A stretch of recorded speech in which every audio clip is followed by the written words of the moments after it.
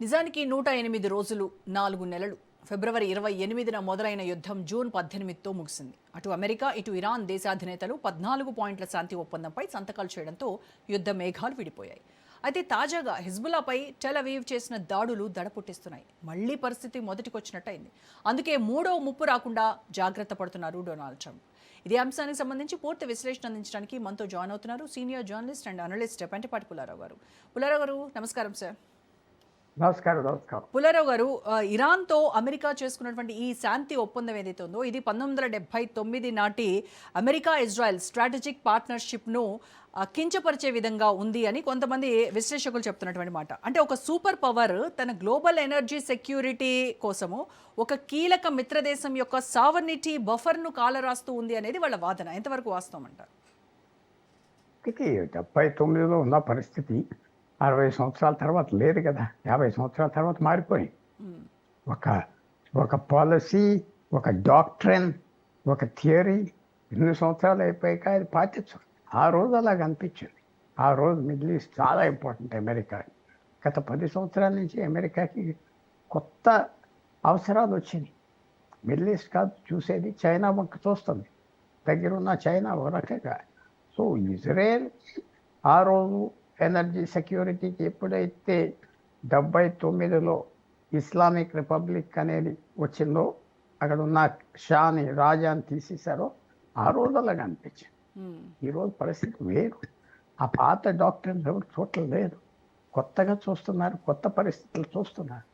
79లో ఇజ్రాయెల్కి యూరోప్లో, అమెరికాలో 100% సపోర్ట్ ఉండేది.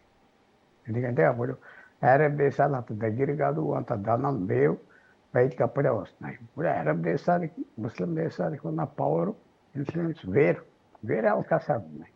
సో మీరు ఆ 79 ఉన్న స్ట్రాటజీ, డాక్ట్రిన్, అగ్రిమెంట్ మీద అంటున్నారంటే అది అయిపోయింది. అసలు నాటో లాంటి డాక్యుమెంట్నే ఎవరు పట్టించుకోవట్లేదు ఇవాళ.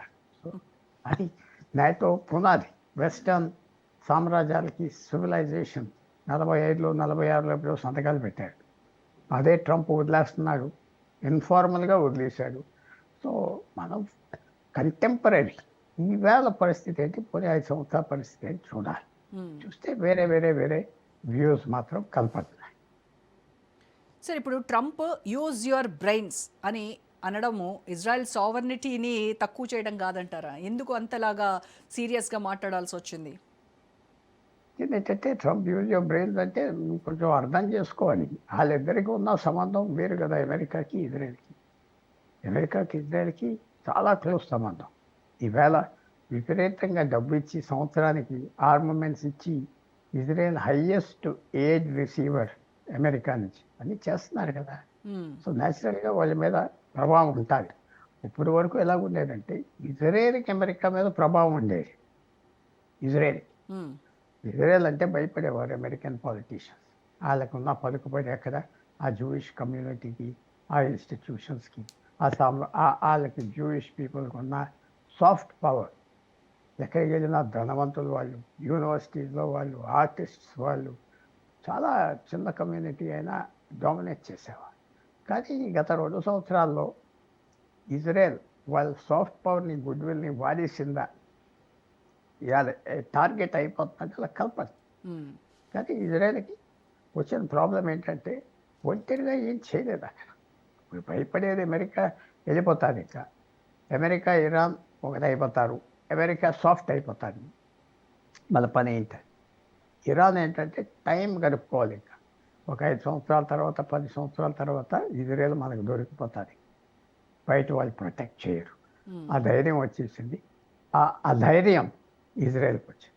2-3 నెలల క్రితం ఇజ్రాయెల్ ఆర్మీ చీఫ్ ఏమన్నాడంటే ఓపెన్గా అన్నాడు, మన సైన్యంలో యూత్ చచ్చిపోతున్నారు, 24 గంటల యుద్ధం, ఇప్పుడు రెస్ట్ లేదు, ఇది ఎలా సాగుతుంది, మ్యాన్ పవర్ దొరకట్లేదు ఇజ్రాయెల్లో.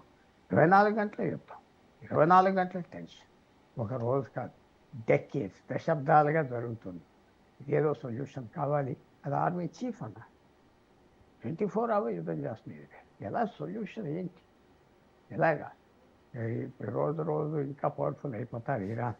అమెరికాతో స్నేహం చేసుకొని పవర్ఫుల్ అయిపోతారు. అందువల్ల ఇవన్నీ ఆలోచనలు ఉన్నాయి.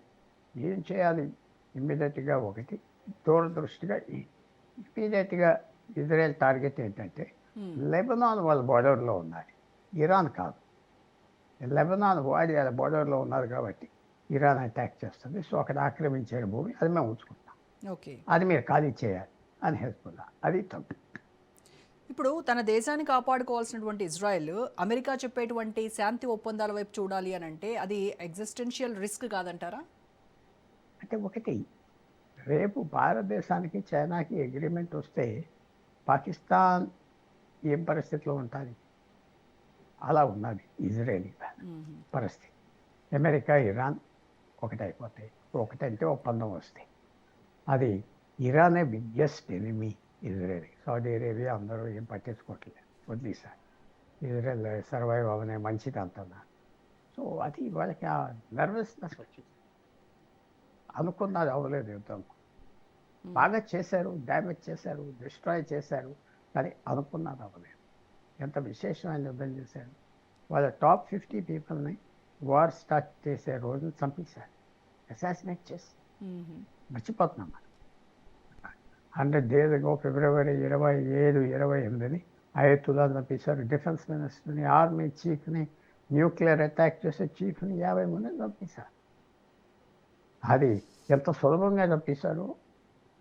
గవర్నమెంట్ మారిపోతుందంటే మారలేదు. అది పెద్ద కొన్ని కారణాలకు మారలేదు. సో ఇజ్రాయెల్ ఫీలింగ్, ఇజ్రాయెల్లో ఉన్న ఫీలింగ్, బయట ఉన్న వాళ్ళ ఫీలింగ్ ఫిబ్రవరి 28 కంటే ఈవేళ ఇరాన్ బలంగా ఉన్నది, ఇజ్రాయెల్ బలహీనంగా ఉన్నది అని అనిపిస్తుంది. సో అది పెద్ద సైకలాజికల్గా ఎక్కడ ఏంటి ఎలాగెళ్తాం అని ఒక ఫియర్ ఉన్నది ఇజ్రాయెల్. అది నేతాన్యూ రియాక్ట్ అవుతున్నారు. ఏం అవ్వలేదు, మేమున్నాం, అమెరికా ఇరాన్ ఒప్పందం చేసుకుంటే మేము పార్టీ కాదు, దానికి మా ఇంట్రెస్ట్ మేము చూస్తాం. అది దానికి అమెరికా ఏమన్నారు, మీరు మమ్మల్ని మా దగ్గర అడుక్కుని తినే వ్యవహారం ఇది అని ఇంకో రకంగా చెప్పిన మాటలు అయ్యి